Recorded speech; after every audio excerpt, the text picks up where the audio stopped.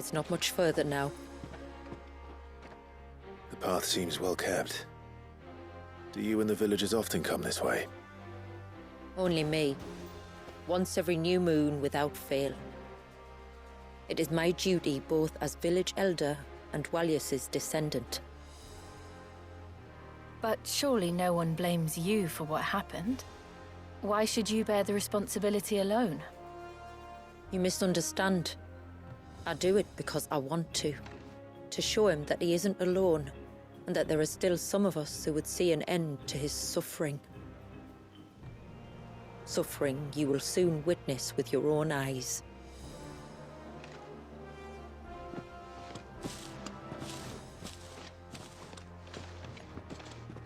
The forest grows quickly here. Left unattended, the path would be reclaimed in a matter of moons.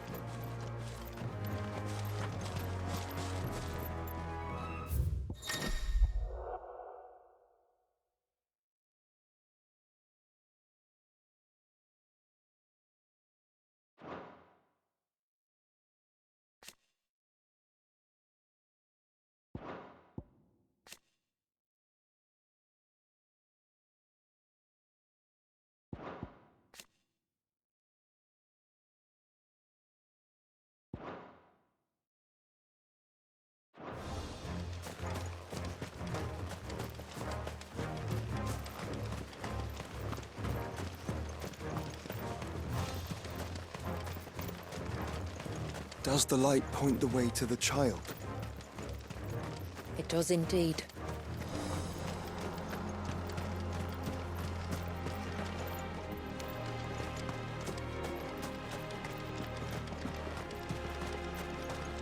Look at all the droplets of water suspended in midair.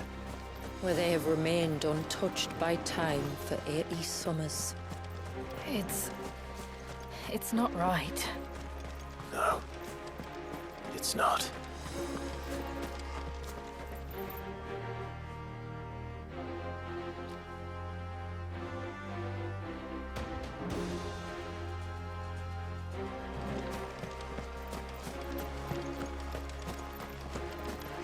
There. Up ahead.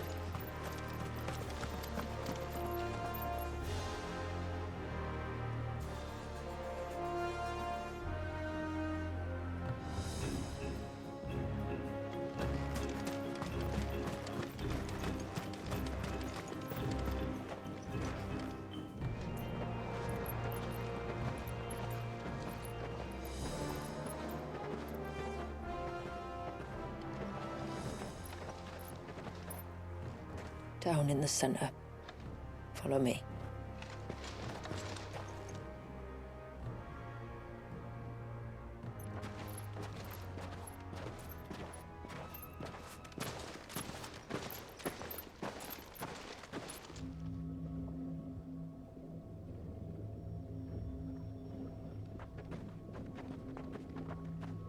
He's still primed.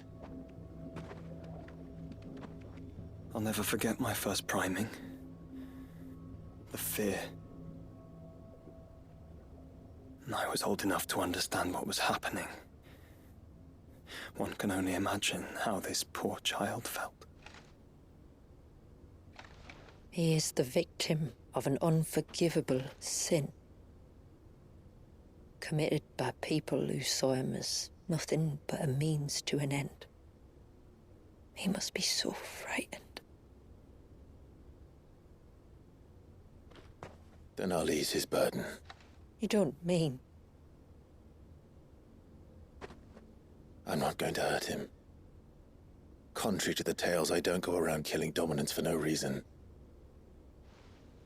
What if I told you there was a way to remove Walis's icon?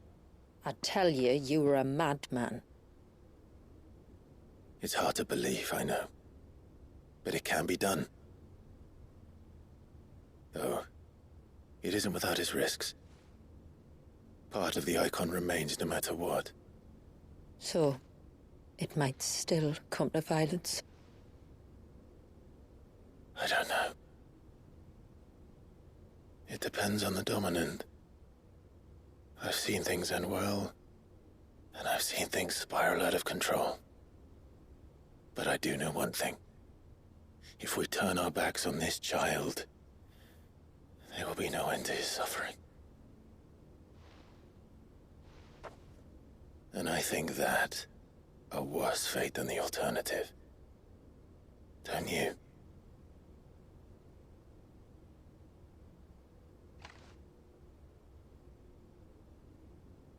Very well. Do what you must. And whatever happens, I will own the consequences.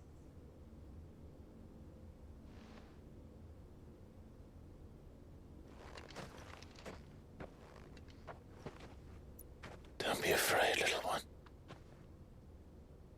Let me bear the weight.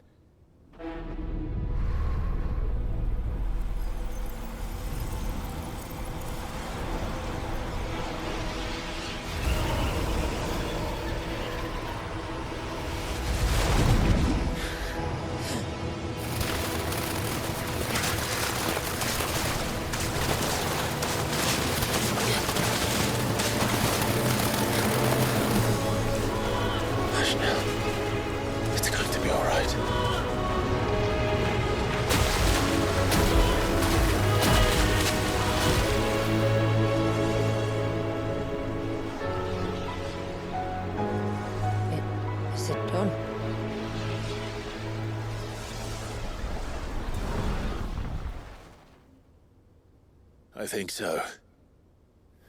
I can feel the icon inside me. But something's wrong.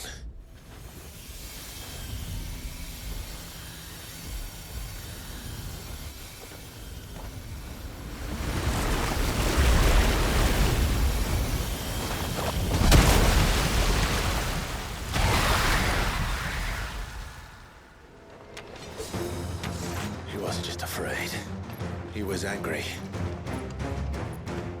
All right. Let's see what you've given me.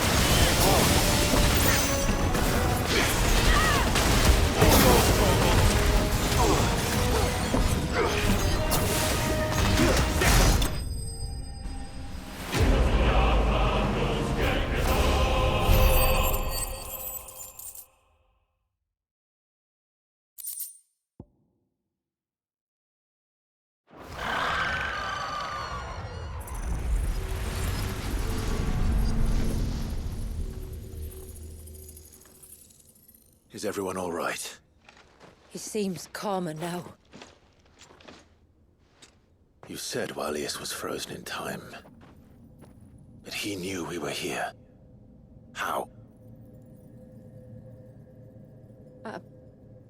I don't know. He's never reacted to anything or anyone. Until now. The child has been bound for nigh on a century. If he has been conscious from the first, we must remove the seal at once. It's not that simple. I wish it were, but... there's more to this tale. It would be better if I explained back at the village. I see. Then let's return before it gets dark.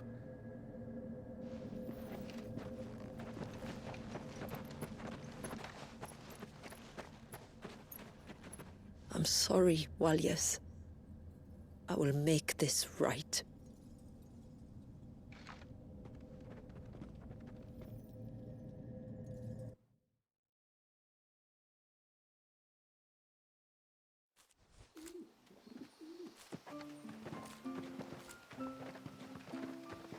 So, part of Leviathan is inside you now, is it? Does it hurt? No. Not anymore, anyway. Good. Because I still have need of your strength. If you want to know the rest, we should head to the Witten Hall. Of course.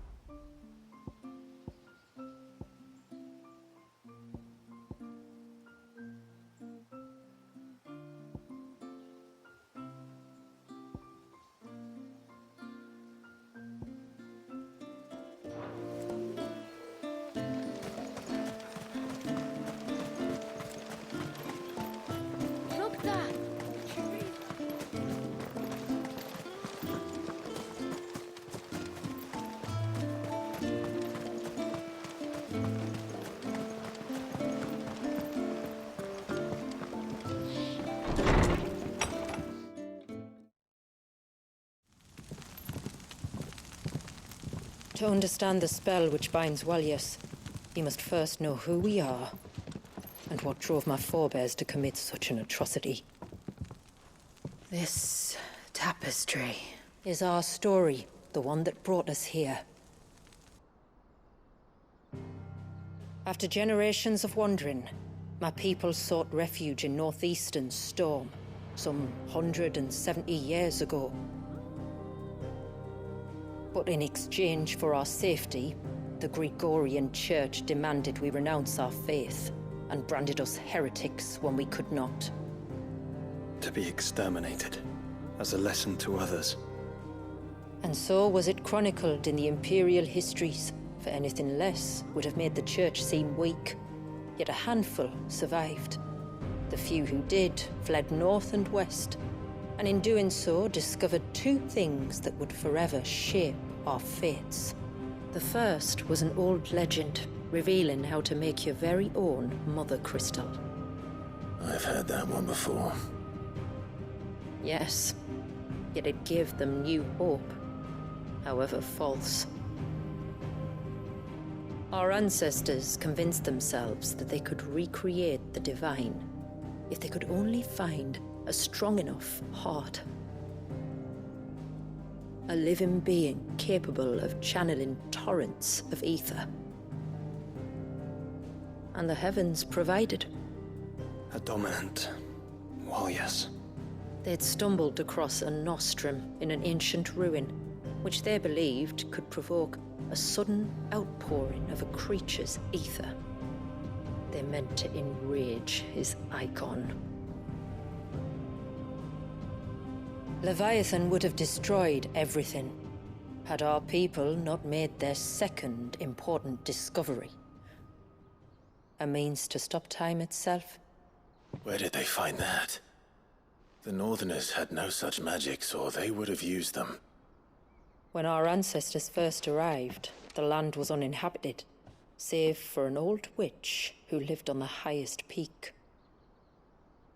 Her body had been consumed by the curse, a cruel payment for her long years of service to the Northern Thanes.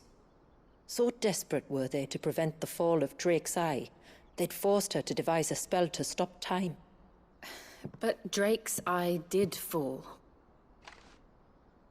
It did.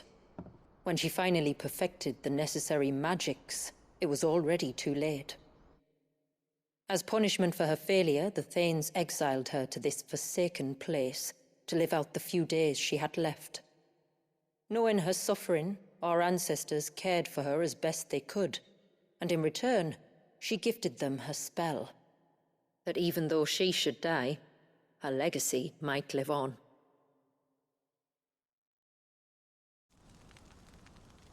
So armed with both the knowledge of the ancients and the secrets of time, our ancestors settled upon an ambitious plan. They would create a new Mother Crystal and enchant it that it might endure for all eternity. Thus would our people's wandering, our suffering, finally end, and prosperity visit us once more. And all it would require was the sacrifice of a single child. A small price to pay, or so they believed. Another victim of man's blind reliance on the Mother Crystals. So we know the seal source. How do we break it and restore the flow of time? Do you recall the dome of light on top of the cliffs to the west? Inside lie the ruins of an old temple. It was there that the witch built the Ver, a conduit of sorts that channels her remaining ether into the surge. But it's been a long time since anyone set foot in the place. And now, there are others who claim it as their own. Then we shall go prepared for a fight. That said, it may be best if one of us stays behind. You think the village could be in danger? We saw the ether flow from Walius in all directions, but only encountered a single familiar. There will be more. And should even one make its way here, I doubt the walls could hold it back for long. Then I shall stay. The Phoenix will see your people safe, tributary. You have my thanks. Very well. We should depart at once. I fear time may no longer be a luxury we can afford.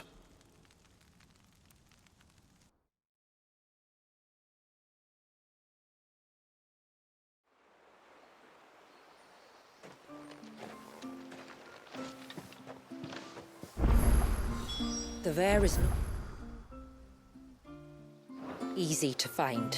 We must first head north, and then west, deeper into the forest.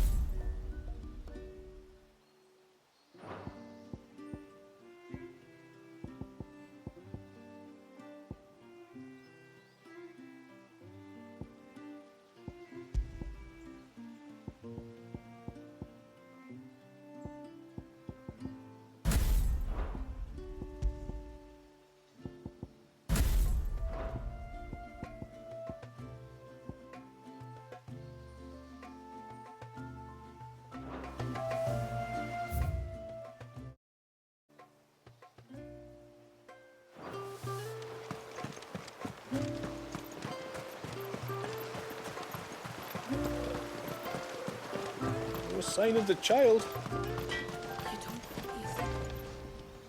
What is it you want?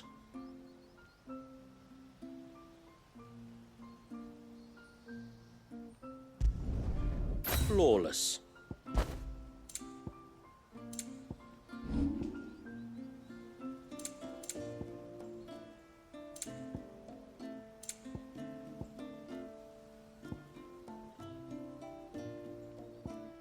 A good tide to you.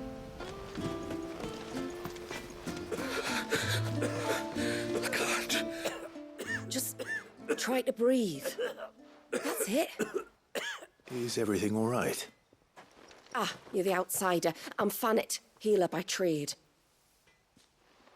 And this is Talor, one of my patients. He took ill not long after you arrived. Nothing too serious, I hope. I hope so too, but But this affliction, it's like nothing I've ever seen before. He complains of feeling chilled to the bone, but there's no fever to go with it. And my most powerful antalgic hasn't done a thing to ease the pain in his chest. I'm starting to wonder if his condition might require a different kind of treatment altogether. Shula said that you were here to help us. You couldn't help me, could you? I'd be happy to. If I can. You can, don't worry. All I need you to do is speak to Talor's son, Pavat, over at the forge, and ask if he knows what his father was up to before he came down sick. Something must have caused this, and I want to find out what. The trouble is, Talor's too weak to speak, and I can't leave his side for long. So while you talk to Pavat, I'll pay his wife word a quick visit, just in case she knows anything. All right.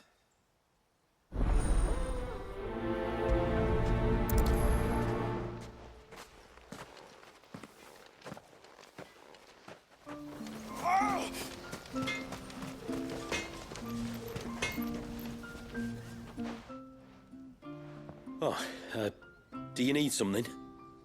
I do, though not from the forge. Fanit asked me to speak with you. She's looking into the cause of your father's illness and wondered if you could shed any light on the matter. I see. Sorry. She shouldn't have dragged you into this. It's no trouble, really. Tell me, did your father do anything out of the ordinary before he fell ill? Not that I know of. But then I hardly see him. He's always out and about, like. Well, at least he was.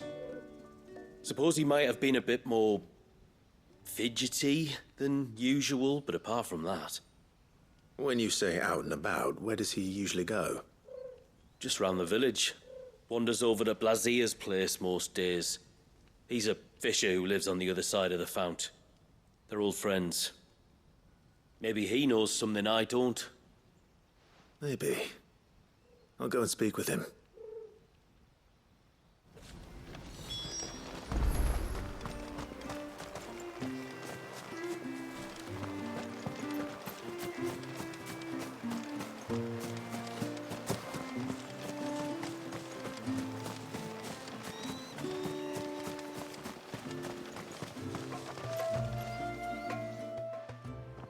Greetings, stranger. What can I do for you? Your name is Valisthea, is it not? Pavad tells me you're a friend of his father's, and that the two of you may have spent some time together prior to his illness. His illness? Talor's never been ill a day in his life. I don't know why he'd start now. Oh, Fanny doesn't know either. It was she who asked me to look into his recent behavior on the off chance it might explain how his condition arose. Oh, I suppose there was something that struck me as a bit odd.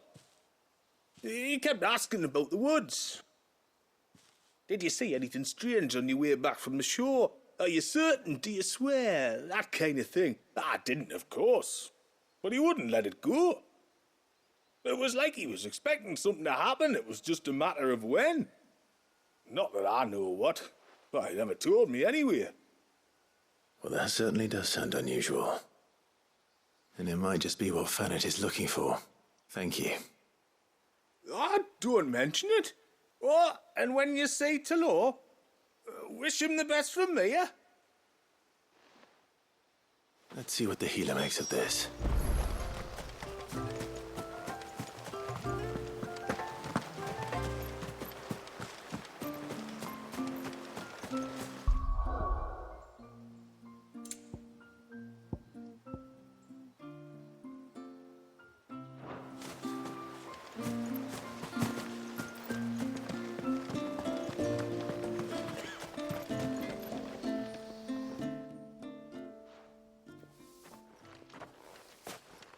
I spoke with Werder, but she couldn't tell me anything. Did you have any better luck? Nothing conclusive. But there was one thing. Valisthea, the fisherman, told me that Talor had taken a sudden interest in the forest of late. He kept asking him if he'd seen anything unusual there on his way back from the coast, but never let on what exactly he was expecting him to have seen. The forest between here and the coast. Surely not. But then... I can't say for sure. But I think Talor's illness might have some connection to the Tomberries. You may have encountered them during your time here. The small, scaly beastmen. And you think they may have caused Talor's illness? I do. At least in a way. And if I'm right, it's no wonder the treatments I've been trying didn't work. Oh, I know it's a lot to ask, but would you go down into Father's Fell for me? There's an altar there. And if my fears are true, an offering upon it. What is going on here? Please. I'll explain everything when you return, but time flows fast. I beg you, make haste for Father's Fell and take the offering from the altar. Talor's life may depend on it. Very well.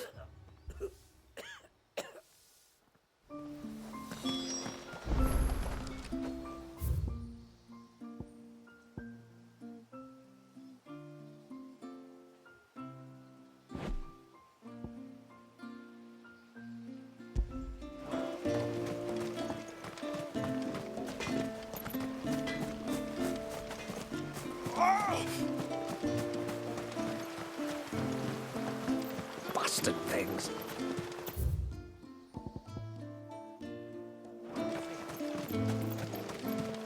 Oh, I never should have let him go alone. Hail, stranger.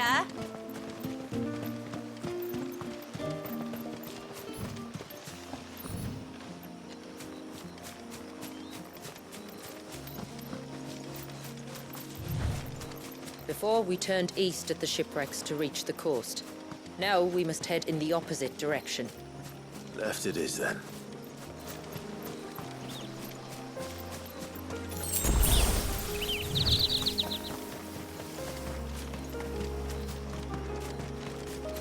If there's one thing I know about beastmen, is that they love to hide in the dark.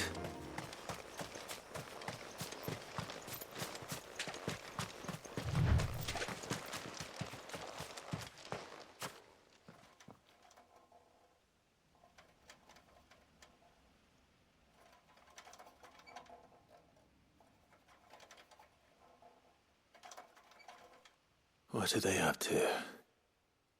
Some sort of ritual.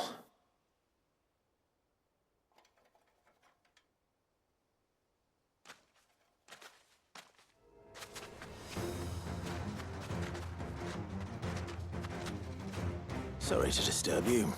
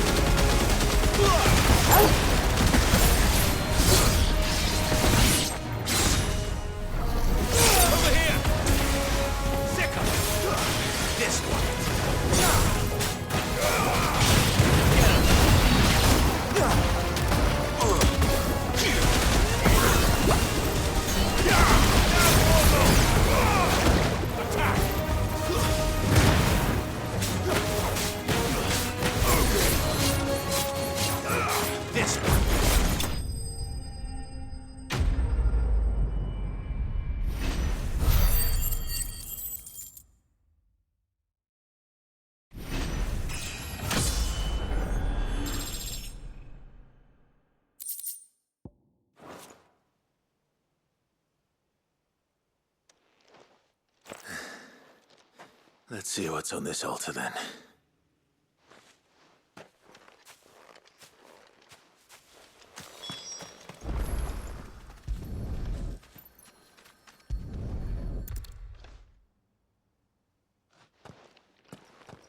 A silver chain. I doubt the Tombury's made it. This must be what Fanit was talking about.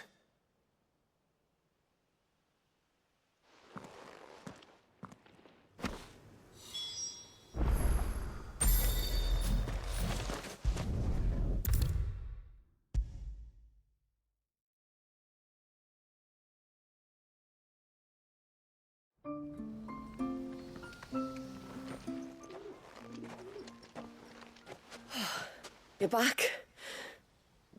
Well, did you find anything?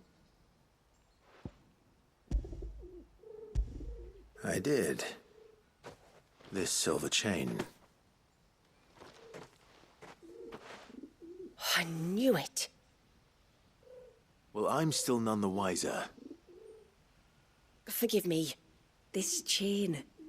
It's a Gregorian Maternoster. Worn by men of the faith. What's it doing here? And why would the Tomburys be praying to it? To understand that, you need to understand what the Tomburys are. They feed on hatred and suffering. And some say that if you render them an offering, some token of grievance against your fellow man, they will put a curse upon him. So you think someone's put a Tombury curse on Talor?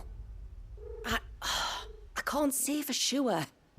Truth be told, I always assumed it was an old wives' tale. But given his fear of the forest and the presence of the chain on the altar, I don't know what else to think. Does Talor have any enemies in the village? Anyone who would nurse such a grudge? No, I believe the one who left the chain at the altar was Talor himself. I beg your pardon. But there's more to the tale, you see. It's said that if you attempt to curse a soul that has returned to the sea already, your ire has nowhere to go but back to its source. You're saying he cursed himself? In trying to curse another, aye. When my father was younger, he was one of the few permitted to venture beyond the wall on trading expeditions. He told us that when he journeyed to Sanbreque, he'd wear that chain to disguise his true beliefs, lest Griegor's faithful turn their cudgels on him. Did they ever catch him in his deception? Might that explain the ill will he bears someone? Not that he ever told me. Come now, let's not waste time speculating about Talor's past. We need to focus on the present, and that means finding a way to break the curse. All right. If there's anything I can do to help, let me know. Thank you. I shall. Aye, and thanks for going to all this trouble. Here, it's not much, but I want you to have this. We call it an adder stone. It's a gatherer's charm. Reacts to certain rare minerals we use in crafting. Makes them ring out like a bell, stuff you'd have no chance of spotting otherwise. If you find anything, see that you bring it back to me. I can make you some decent gear with it. If you're interested, like. I am, thank you. And I'll be sure to pay you a visit. Until then, I wish your father a swift recovery.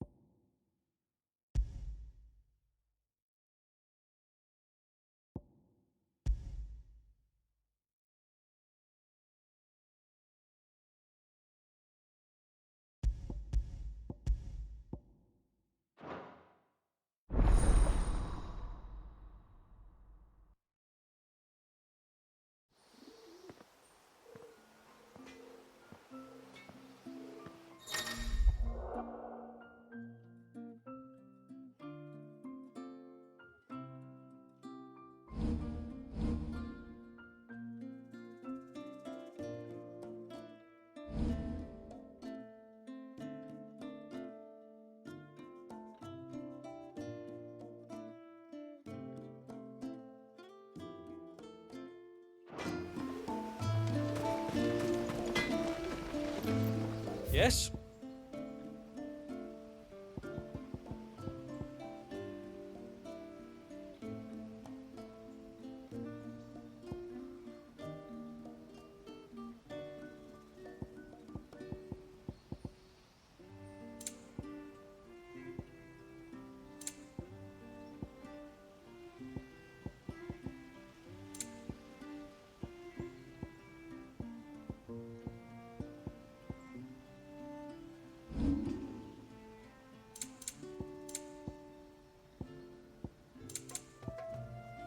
Till next time, then.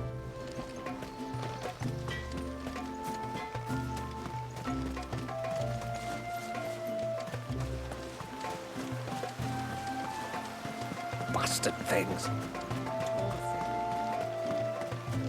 Oh, I never should have let him go alone. Hail, stranger. Are you a rider by any chance? I am. What gave me away? Oh, I can smell it on you. The scent of the stables. And not just any stables. Something tells me you've never been one to ride half-starved birds with chine-gall and wet beak. If I had a guess, I'd say your bird eats only the finest greens and has her feathers groomed twice a day with a curl hairbrush. Nothing but the best for my ambrosia. Ambrosia, eh? Pretty name. What's she like? Well, she's tall and strong. And her feathers are as white as snow. You're joking. You've got a white chocobo. I have, yes. I suppose they are rather rare. This I've got to see. Can you bring her here? I would if I could, but I doubt Shula's skiff could hold her. Me dad's got a boat, and he's ferried chocobos before.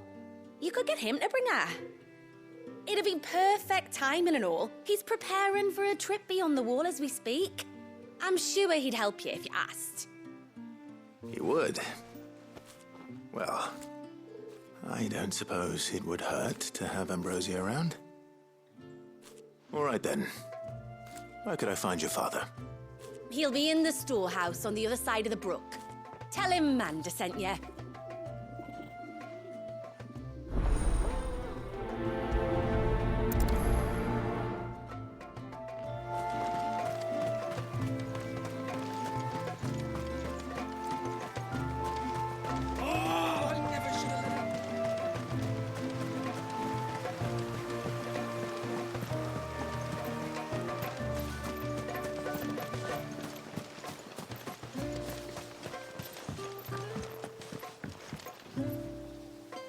You one of the outsiders, then? I am. Shula invited me. Are you Manda's father? I am. Got you running errands for her already, has she? She's asked to see my chocobo, but I'd need your help and your boat to bring her here. Or you could just say no.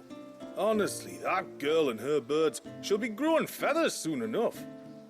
Well, truth be told, I didn't take the idea seriously at first. But thinking about it, it would make it easier to get around if I had Ambrosia here.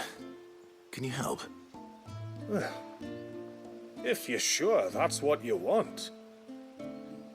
The tributary says we're to treat you lot as we would each other. So, if you need me to ferry your bird over, then that's what I'll do. Still, they don't take the water easily. I'll need you to bring us a mimic gourd or two to keep her calm on the journey over. And where would I find one of those? Oh, don't ask me. It's been years since I last brought a chocobo across the bay, and I'm told the world's changed a fair bit since then. Where do you usually get your stable supplies from? Well, the man who made Ambrosia's tack lived in Martha's Rest, and if I remember correctly, he traded in chocobo feed too. So I suppose I'll go and ask him. I'll be sailing over to Northreach soon to pick up some supplies. While I do that, you collect your bird and your gourd, and then meet me by the shore. Just don't take too long, all right?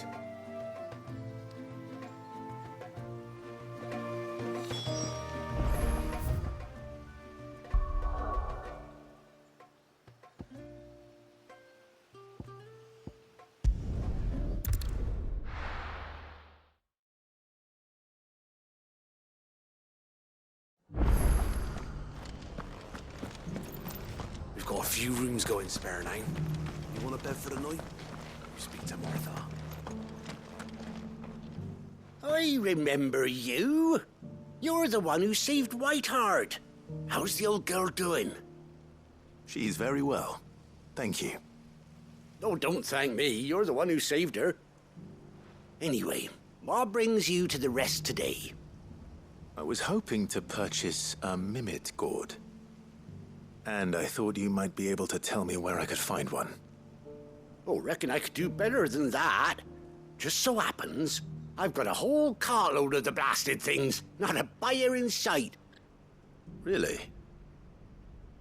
Aye, you'd be doing me a favor taking a few off my hands before they turn to mush. But just be on the lookout for wild birds, eh? Don't want them chasing after you like they did me. I will. And thank you. Oh, you're very welcome. Any friend of Whiteheart is a friend of mine. And in times like these, friends have got to stick together. We certainly do. Northreach, then. Wouldn't want to keep Manda's father waiting.